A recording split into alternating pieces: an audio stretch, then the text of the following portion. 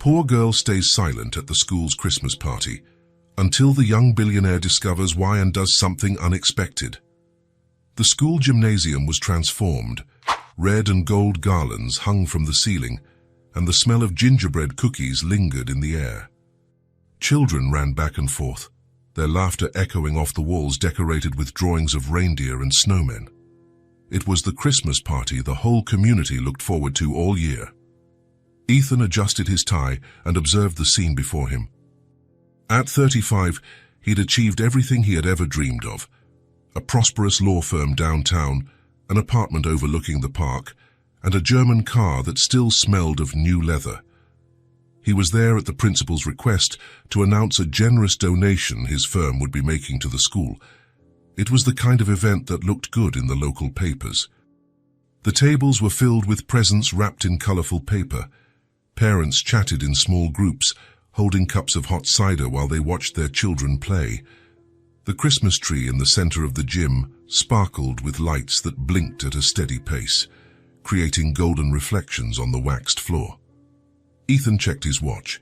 He still had 15 minutes before his speech. He decided to walk around the venue, greeting a few people he recognized from the courthouse or social events. Everyone treated him with the respect his position demanded, and he returned it with polite smiles and firm handshakes. That's when he saw her. In the farthest corner of the gym, almost hidden behind a stack of piled-up chairs, was a little girl. She must have been about 7, with blonde hair that reached her shoulders and blue eyes like the winter sky. She wore a simple, navy blue dress that looked like it had been ironed with great care. Her black shoes were polished, but Ethan noticed the soles were worn. What caught his attention wasn't just the girl's isolation, but the way she watched the other children. Her eyes followed every movement, every laugh, every moment of joy, but she didn't approach. She remained there, like a spectator to her own childhood. Ethan noticed something more disturbing. All the other children had presents. Some held small boxes, others carried colorful bags. The blonde girl, however, had empty hands. Her small palms rested in her lap, and she would glance at them from time to time, as if expecting something to magically appear there. A group of girls ran past her, laughing loudly as they compared their gifts. One had gotten a new doll, still in its box. Another was showing off a board game with its shiny packaging intact. The girl in the corner watched them pass, and Ethan saw her shoulders slump slightly. Something stirred inside him, a strange, almost forgotten feeling. It had been years since he had felt that tightness in his chest, that inexplicable urge to act without thinking about the consequences or personal benefits. The Christmas music played loudly through the speakers, but even so, Ethan managed to hear when the girl started talking to herself. He discreetly moved closer, pretending to adjust a nearby decoration. "Santa Claus forgot about me," she murmured, looking sadly at her own empty hands. Grace lowered her head even more, and her next words came out as a whisper filled with disappointment. "I didn't get anything." The words hit Ethan like a punch to the gut. He had heard many sad stories in his career, had dealt with complicated divorces and heart-wrenching custody battles. But something in that little girl's voice, in the pure and simple sadness of her words, completely disarmed him. She wasn't crying loudly. She wasn't being dramatic or seeking attention. She was simply verbalizing, with the cruel honesty that only children possess, the fact that she had been forgotten, that she wasn't important enough for Santa Claus to remember her. Ethan looked around, searching for the girl's parents. He saw couples chatting, mothers organizing their children's backpacks, fathers taking pictures, but no one seemed to be paying attention to the girl in the corner. No one seemed to notice she was there, alone, with a broken heart. The principal, Mrs. Henderson, appeared at his side, holding a microphone. "Mr. Carter, are you ready for your speech?" she asked with a professional smile. Ethan discreetly pointed to the girl. "Who is she?" Mrs. Henderson followed his gaze and sighed. "Grace Williams, one of our best students, actually. Very polite. Always does her homework, but..." Her mother is going through a tough time. Amanda has been unemployed for a few months. They're living on benefits and some temporary jobs she finds here and there. Ethan watched Grace again. The girl had found a piece of paper on the floor and was folding it carefully, creating small figures. Her fingers worked with precision, turning something ordinary into art. It was a way to distract herself, he realized. A way to not think about what was happening around her. Did her mother not come to the party? He asked. Amanda is unemployed, so sometimes she has to go out for job interviews or deal with benefits paperwork. She should be here in a few minutes to pick Grace up. Mrs. Henderson seemed genuinely concerned about the situation, but she also had a whole party to manage. Other parents were approaching, wanting to talk to her about various matters. "Can I have their address?" Ethan asked impulsively. The principal looked at him, surprised. "The address? May I ask why?" Ethan didn't have a clear answer. He didn't know exactly what he planned to do. All he knew was that he couldn't leave there and simply forget that little girl. He couldn't go back to his silent apartment and pretend he hadn't heard Grace say that Santa Claus forgot about her, that she hadn't gotten anything. "I'd like to help," he said simply. Mrs. Henderson studied him for a moment. She had known Ethan for a few years, ever since he started making regular donations to the school. He had always been professional, cordial, but distant. This was the first time she had seen him show personal interest in a specific situation. "They live at Maple Street Apartments, Building C, Apartment 23, she said finally. "It's a simpler complex, but clean and safe. Amanda is a good mother, Mr. Carter. She's just going through a difficult time." Ethan nodded, committing the information to memory. "Thank you." At that moment, Grace looked up and saw him watching her. For an instant, their eyes met. She didn't look away immediately, as most children would when being watched by a stranger. Instead, she studied him with curiosity, tilting her head slightly to the side. Ethan smiled at her, a small but genuine smile. Grace hesitated for a moment, then returned a shy wave of her hand. It was a simple gesture, but it carried a dignity that impressed Ethan. Even alone, even forgotten by Santa Claus, she still had the manners to greet a stranger who had been kind. "Mr. Carter," Mrs. Henderson called again. "The people are waiting." Ethan forced himself to turn away from Grace and followed the principal to the small, improvised stage. The microphone screeched as he adjusted it, causing all conversations to cease. Dozens of faces turned toward him, awaiting his rehearsed speech about corporate social responsibility and investing in education. But as he spoke about his firm's donation, about the importance of supporting future generations, his eyes kept returning to the corner where Grace remained seated. She had stopped making paper figures and was now watching him speak. Her small hands crossed in her lap. The speech that usually flowed automatically felt stilted. Ethan found himself hesitating between sentences, losing his train of thought. The words about investing in the future and social responsibility sounded hollow when he looked at Grace.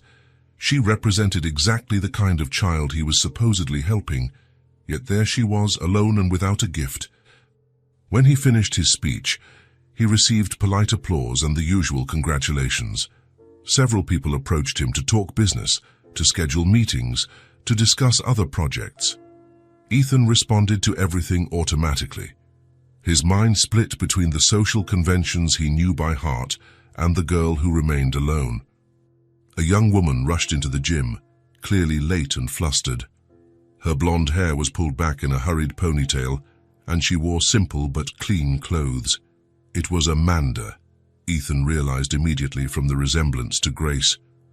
The woman looked around quickly until she found her daughter. Her face lit up with relief, but Ethan also noticed a shadow of sadness when she saw that Grace was alone, without any present. Amanda approached her daughter, knelt beside her, and hugged her. "Sorry I'm late, sweetie. I had to take care of some important things today." "It's okay, Mommy," Grace replied, her voice small but trying to sound cheerful. Just the party was nice. Ethan watched the interaction.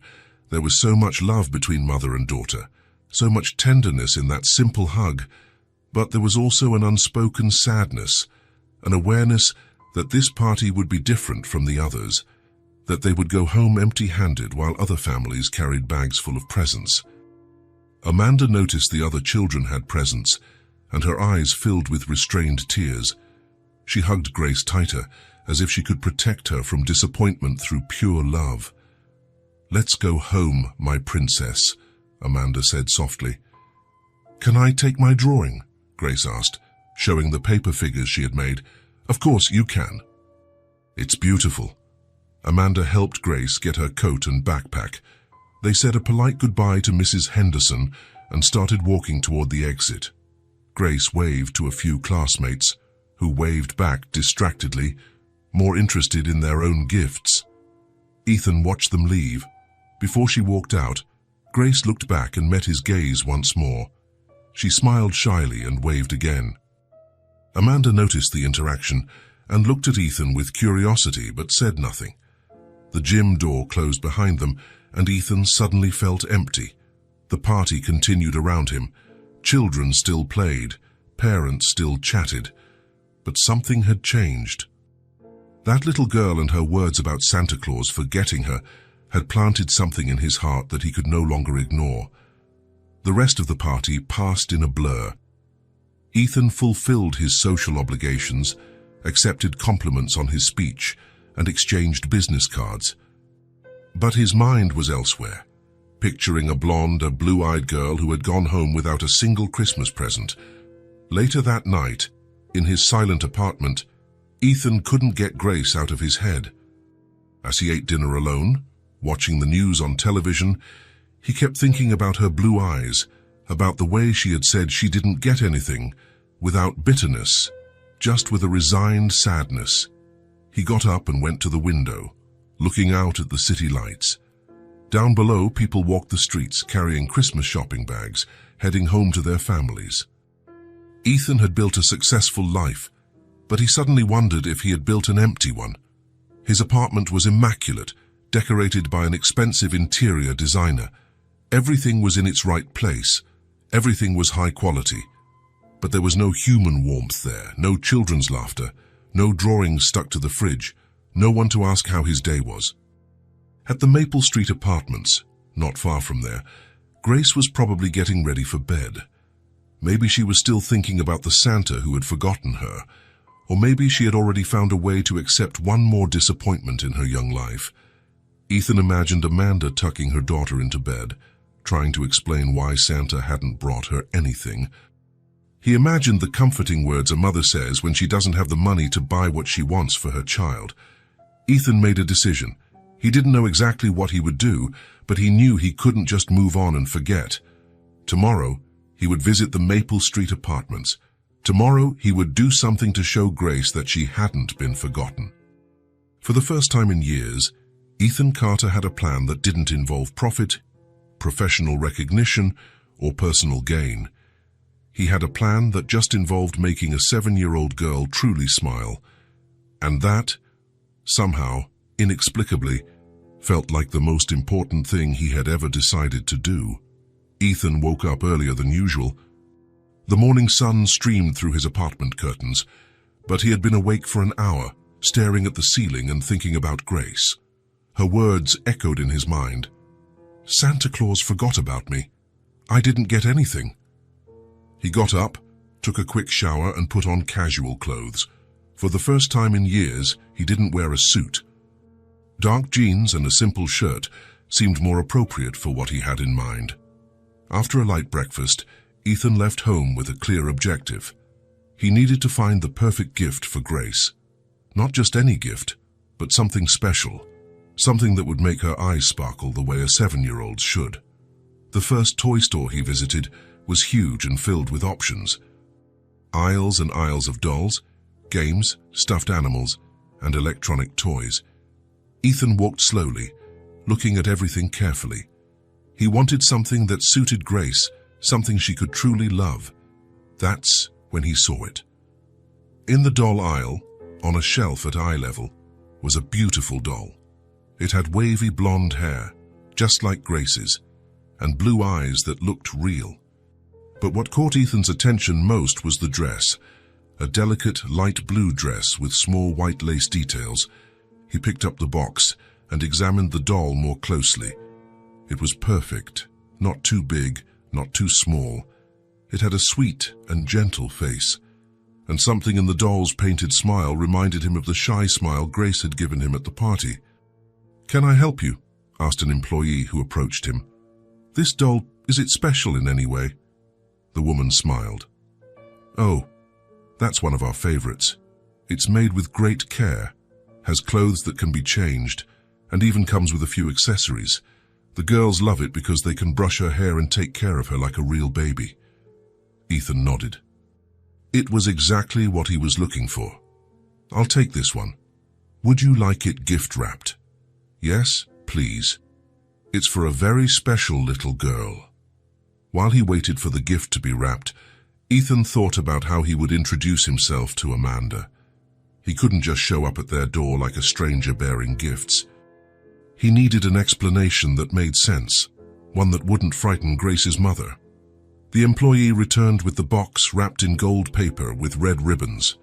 It looked beautiful, exactly as a Christmas present should. "I'm sure she'll love it," the employee said. Ethan hoped so. The Maple Street apartments were just as Mrs. Henderson had described, simple, tall, but clean and safe. It was a complex of 3 buildings, each 4 stories high. Building C was at the back, near a small playground where a few children were playing. Ethan found apartment 23 on the 2nd floor. He stood in front of the door for a moment, holding the gift and taking a deep breath. He didn't know exactly how this conversation would go, but he knew he was doing the right thing. He knocked on the door softly. A few seconds later, he heard footsteps on the other side. The door opened just a few inches, still secured by the safety chain. "Yes." It was Amanda's voice. "Mrs. Williams, my name is Ethan Carter. I was at the school's Christmas party yesterday." Amanda opened the door a little wider but kept the chain on. "You're the lawyer who gave the speech?" "Yes. I'd like to talk to you about Grace, if possible." There was a pause. Ethan could see the concern in Amanda's eyes.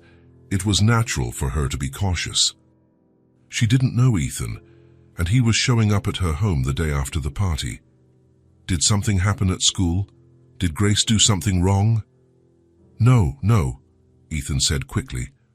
Grace did nothing wrong. In fact, it's the opposite. "Could I explain better if you'll let me?" Amanda hesitated for a few more seconds, then closed the door to remove the chain and opened it completely. "Please, come in." The apartment was small but cozy. The living room was simple, with a sofa that had seen better days, but it was clean and tidy. There were a few drawings taped to the wall, clearly made by Grace. A small artificial Christmas tree decorated a corner of the room, with no presents underneath. "Grace," Amanda called, "we have a visitor." Grace came running from what must have been her room. When she saw Ethan, her eyes widened in surprise, but she smiled shyly. "Hi," she said softly. "Hi, Grace. Do you remember me from the party yesterday?" She nodded. "You gave the speech on the stage." "That's right, Grace. I brought something for you." Ethan showed her the wrapped gift. The girl's eyes widened even more, and she looked at her mother, as if asking for permission. "Mr. Carter," Amanda began, clearly confused. "I don't understand." "Please, let me explain," Ethan said gently. "Darken yesterday at the party. I saw her sitting alone. I noticed she didn't have a present, and it deeply touched me." Amanda blushed, clearly embarrassed. "We're going through some financial difficulties. I wanted to buy her something, but—" "You don't need to explain," Ethan interrupted softly. "I understand. And that's why I decided to do something about it." He knelt in front of Grace, getting down to her eye level. "Grace, do you remember what you said yesterday about Santa Claus?" She nodded sadly. "That he forgot about me." "Well, it turns out I'm a friend of Santa's," Ethan said with a mysterious smile. And he told me there was a little problem with the gift delivery yesterday. Some presents got lost on the way. Grace's eyes lit up. Really? Really? And he asked me to deliver this special gift to you. He said you were a very good girl this year and deserved something special. Ethan held out the gift to Grace. She looked at her mother again, who nodded with tears in her eyes. Grace took the gift carefully as if it were made of glass. Her small hands trembled slightly as she tore off the golden paper. When she opened the box and saw the doll, Grace let out a cry of joy. "She's beautiful," she exclaimed, taking the doll out of the box. "Look, Mommy. She has hair just like mine." "I knew he hadn't forgotten me," Grace said, hugging the doll against her chest. Amanda covered her mouth with her hands, trying to hold back the tears. Ethan stood up and saw she was emotional. "Mr. Carter, I don't know what to say." "You don't have to say anything." Seeing her smile is enough. Grace was examining every detail of the doll, touching the blue dress with admiration. "What's her name?" Grace asked. "Well, Santa said you could choose the name," Ethan replied. Grace thought for a moment. "I'll call her Hope because she brought hope to me." The girl's words struck Ethan straight in the heart. Amanda approached him. "Mr. Carter, this is incredibly kind of you. I don't know how to thank you." "There's no need to thank me. It's Christmas after all." "Would you like some coffee?" Amanda offered. "It's not much, but I'd be delighted." While Amanda prepared the coffee, Ethan sat on the sofa and watched Grace play with her new doll. She was talking softly to Hope, telling her about her home and introducing her to every corner of the apartment. "Do you have children, Mr. Carter?" Amanda asked from the small kitchen. "No, I've never been married." "Then, how did you know how to pick the perfect gift?" Ethan thought about the question. "I guess it was instinct. When I saw her yesterday, something inside me stirred. I couldn't stop thinking about her." Amanda returned with 2 simple cups of coffee. She sat next to Ethan on the sofa. "Grace has always been a special girl. Even with all the hardships we've faced, she's never lost her sweetness. How did you get into this situation, if you don't mind me asking?" Amanda sighed. "I used to work as a receptionist at a medical clinic. It was a good, stable job. But the clinic closed 4 months ago. Since then, I've been looking for work, but it's been difficult. We live on government benefits and some temporary jobs when I can get them." "And Grace's father?" Amanda's face hardened slightly. "He left us when Grace was 3. Said he wasn't ready to be a father. We've never seen him again." Ethan nodded, understanding the situation better. She was a single mother struggling alone to raise her daughter. "Do you have any specific experience besides reception?" "I worked for a few years as an administrative assistant before Grace was born. I have basic computer skills, file organization, customer service." Ethan filed that information away in his mind. Maybe he could help in ways other than gifts. Grace approached them, still holding Hope. "Mommy, can I show Hope my room?" "Of course, sweetie." Grace took Ethan's hand. "Do you want to see too?" "I made a special place for her to sleep." Ethan looked at Amanda, who nodded with a smile. "I'd love to see." Grace's room was small, but it was lovingly arranged. There was a single bed with a floral bedspread, a small table that served as a desk, and a few shelves with books and some old toys. Grace ran to the bed and showed a corner where she had arranged a small pillow and a little blanket. "Look, I made a little bed for Hope right here next to my bed, so she won't be scared in the dark." "What a wonderful idea," Ethan said. "I'm sure Hope will love sleeping there." Grace placed the doll in the small makeshift bed and covered her carefully with the blanket. "Now she's home," Grace said with satisfaction. They returned to the living room, where Amanda was finishing cleaning up the coffee cups. "Mr. Carter, again, thank you for this. You have no idea what this means to Grace, and to me. Actually, I should be the one thanking you. It's been a long time since I've felt this. Satisfaction in doing something for someone." Amanda studied him for a moment. "You seem like a lonely man, if you don't mind me saying." Ethan chuckled softly. You're not wrong. I spent so much time building my career that I forgot to build a personal life. And what made you stop and notice Grace yesterday? Honestly, I don't know. Maybe it was the way she accepted the situation. She wasn't being dramatic or seeking attention. She just accepted that she had been forgotten. That broke my heart. Just then, Grace returned from the kitchen with a glass of water. Mr. Carter, are you going to come back and visit Hope and me? Ethan glanced at Amanda, who gave an almost imperceptible nod. If your mother doesn't mind, I'd love to come back. Of course, you can come back, Amanda said. It would be a pleasure to have you. Ethan stayed for another hour, talking with them. Grace showed him her drawings, told him about school, and introduced all her other toys to Hope. It was clear the doll had already become her most precious treasure. When Ethan prepared to leave, Grace ran up to him and hugged him. Thank you for delivering my present from Santa Claus. It was my pleasure, Grace. Amanda walked him to the door. Mr. Carter, Ethan, thank you again. You have no idea what you've done for us today. Actually, I think you've done more for me than I have for you. A few days passed, and Ethan couldn't stop thinking about Grace and Amanda. During his meetings at the office, while reviewing contracts and attending to clients, his mind constantly returned to the small apartment on Maple Street. He thought of Grace's smile as she hugged Hope, of Amanda's genuine gratitude, of the simplicity and warmth of that home. On a Thursday afternoon, he decided to visit them again. This time, however, he wanted to bring something practical. He had noticed their refrigerator was small and there wasn't much food on the kitchen shelves. Ethan stopped at the grocery store and put together a basket of groceries. Fresh fruit, milk, bread, some canned goods, cereal, and a few special treats like cookies and juice. He didn't want to overdo it and make Amanda feel like it was charity, but he wanted to help in a practical way. When he arrived at apartment 23, he knocked on the door and waited. He heard running footsteps on the other side. "Mommy, it's Ethan!" Grace shouted excitedly.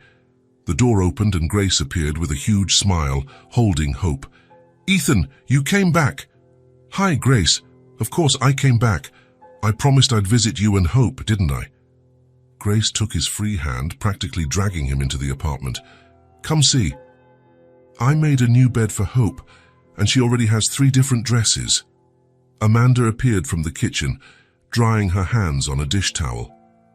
"Ethan, what a nice surprise. Please, come in." "I brought a few things," he said, showing her the basket of groceries. Amanda's face changed slightly, as a mix of gratitude and embarrassment. "Ethan, you didn't have to." "I know I didn't have to. I wanted to." Grace let go of Hope for a moment and ran to Ethan, examining the basket. "What yummy things. Mommy, look, he brought those cookies I like." Amanda approached and saw the contents of the basket. Ethan noticed her eyes quickly fill with restrained tears. "Ethan, this is very generous. It's just a way of returning your hospitality." Grace started pulling his hand again. "Come see Hope's new bed. I made it with a shoebox and some scraps of cloth Mom gave me." In Grace's room, Ethan was impressed by the girl's creativity. She had turned a shoebox into a perfect little bed for the doll, with small pillows made from scraps and a tiny, hand-sewn quilt. "Who did this sewing?" Ethan asked, impressed. "I did. Mommy taught me. She's really good at sewing." "Is she? Does your mum sew professionally?" "Not anymore," Grace said sadly, "but she used to make beautiful clothes. Now she only sews for me sometimes." Ethan filed that information away, another skill Amanda had that could be useful. They returned to the living room, where Amanda was putting the groceries away in the kitchen. "Grace, why don't you show Ethan the new drawings you made?" Grace ran to get a folder with her drawings. They were very good for a 7-year-old. Some were of her family, her and her mum, others of school, and several were of Hope in different situations. "You draw very well," Ethan said sincerely. "My teacher says I have a special talent. Amanda joined them on the sofa. Grace has always been artistic. She draws, sews, creates things. She has an incredible imagination, just like her mother from what I can see. Amanda blushed slightly. I try to encourage her creativity, even without much money for supplies. We always find a way. Ethan spent the rest of the afternoon with them, talking, watching Grace play with Hope, and getting to know Amanda better. He discovered she was an intelligent, determined woman who loved her daughter above all else. He also realized that, despite the difficulties, they had created a home full of love and creativity. When he got ready to leave, Grace hugged him again. "Are you going to come back again?" "If you'll have me, yes." "We'll have you," Grace answered immediately, looking to her mother for confirmation. "You're always welcome here," Amanda said, and Ethan could see she meant it. At the door, Amanda thanked him again. "Ethan, your generosity. Your gesture is sincere, isn't it? You're not doing this out of pity or—" "Amanda," Ethan interrupted her gently, "I'm doing this because you two awakened something in me that I had forgotten existed. It's not pity. It's something much deeper than that." Amanda nodded, seeming to understand. "Thank you for everything." As he drove home, Ethan reflected on how his life had changed in just a few days. For the first time in years, he had something to look forward to besides work. He had a reason to smile that didn't involve winning a case or closing a deal.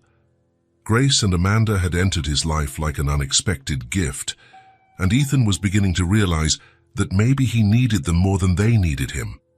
The phone rang on Christmas Eve morning. Amanda answered with some surprise, as few people ever called her. "Hello?" "Amanda, it's Ethan. I hope I'm not disturbing you." "Of course not. How are you?" "Well, thank you. Actually, I was calling to extend an invitation. Would you and Grace like to spend Christmas Eve at my house tonight?" Amanda hesitated. She hadn't expected this. "Ethan, that's very kind, but we don't want to impose—" "You wouldn't be imposing at all. It would be a pleasure to have you. I have a big, empty house, and, well, it would be much nicer to have company for Christmas." From the background, Amanda heard Grace asking who was on the phone. "It's Ethan, sweetie." "Can I talk to him?" Grace asked excitedly. Amanda passed the phone to her daughter. "Hi, Ethan," Grace said with enthusiasm. "Hi, Grace. How is Hope?" "She's great. She had breakfast with me this morning." "Ethan, do you have a Christmas tree at your house?" "I do. A very big one full of lights." "Hope has never seen a big tree. Can we go see it?" Ethan laughed on the other end of the line. "Of course you can. That's why I'm inviting you over for dinner tonight." Grace covered the phone and whispered to her mother, "Mommy, he has a big tree. Can we go, please?" Amanda smiled and took the phone back. "It seems Grace has already decided for us. So you'll come?" "Yes, we'll come. What time?" "How about 6? I can pick you up." "No need. We can take the bus." "Amanda, please. Let me pick you up. It's Christmas Eve." Amanda relented. "All right, thank you so much, Ethan. The pleasure is all mine. See you at 6. After she hung up, Grace started jumping for joy. "We're going to see the big tree. Hope will be so happy." Amanda smiled, but a worry grew in her chest. She didn't have suitable clothes for dinner at a successful lawyer's house. Everything she owned was simple, second-hand. But Grace was so excited that she didn't have the heart to cancel. For the rest of the day, Grace was restless with anticipation. She gave Hope a bath, brushed the doll's hair, and chose the prettiest dress for her to wear on the special occasion. At 6 o'clock sharp, Ethan knocked on the door. When Amanda opened it, he was holding a small bouquet of flowers. "For you," he said, handing the flowers to Amanda. "Ethan, you shouldn't have." "I wanted to. It's Christmas." Grace came running, holding Hope. She was wearing her best navy blue dress, the same one from the school party. "We're ready," she announced. "You both look beautiful," Ethan said sincerely.